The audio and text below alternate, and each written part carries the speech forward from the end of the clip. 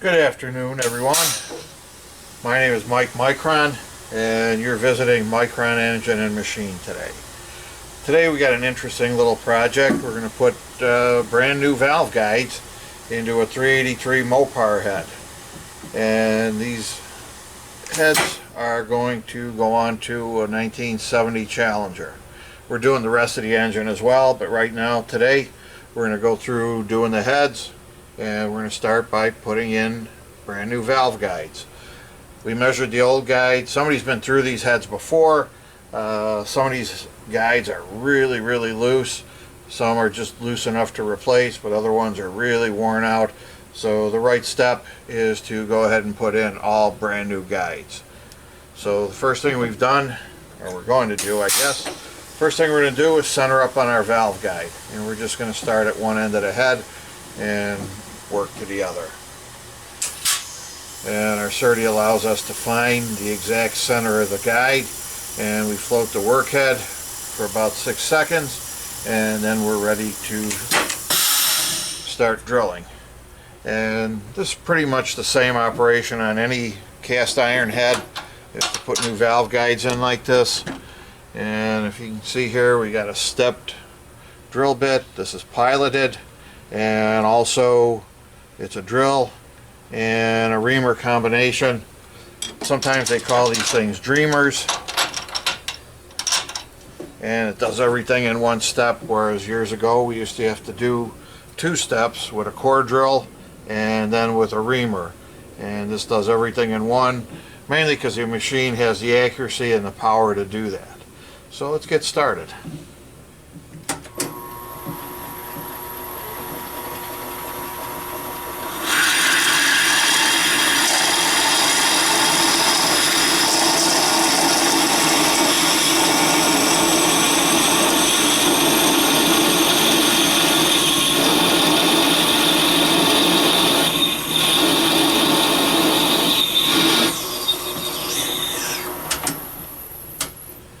As I said, somebody's been through these heads already, and they've installed bronze liners, which is just a cheap, fast way of repairing valve guides.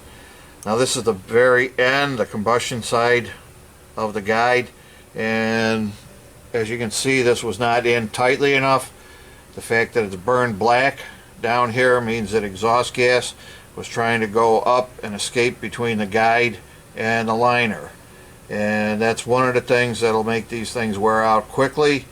And secondly, these are meant to be fitted tightly to the inside of the guide, and that's what removes a lot of heat from the valve. If they're not put in tightly, then they have the option, or they can possibly move, slide down the guide, jam out into the valve, or they just don't conduct enough heat away, and that's just not a good thing.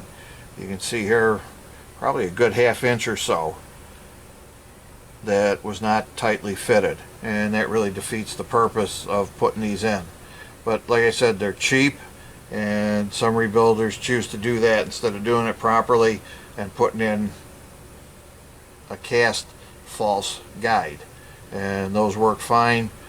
Those work very well, because the inside of our bore now is precisely reamed to 5 or ½ inch, 0.500, and the guides are 0.502, so there's a little bit of an interference, 0.002 interference fit, and that's going to be a good tight guide, and that will conduct heat properly away from the valve. On to the next.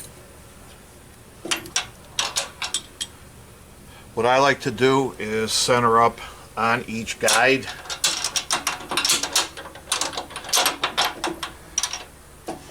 And that way we know we're hitting the exact center line. Takes a couple of minutes more, but I feel we get a much better job.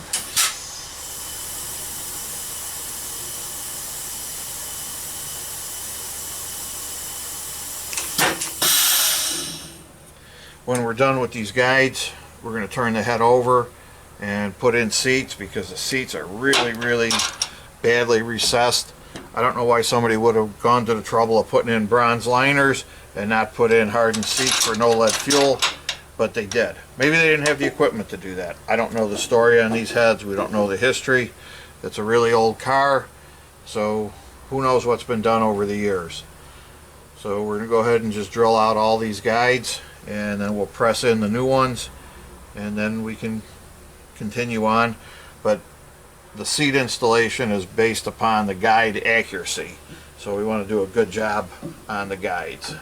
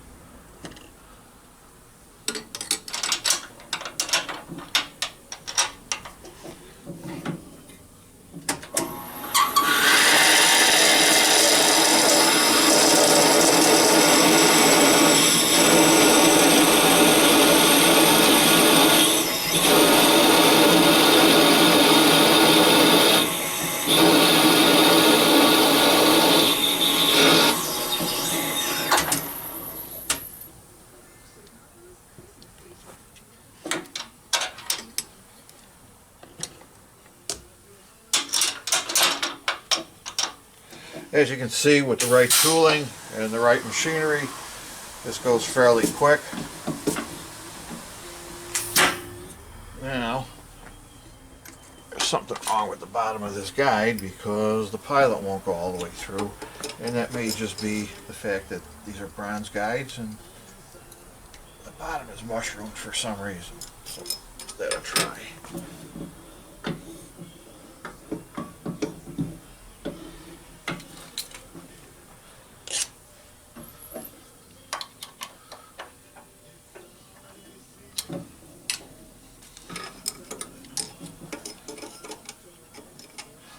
Well, as you can see, not everything goes smoothly, but we should be able to deal with this okay.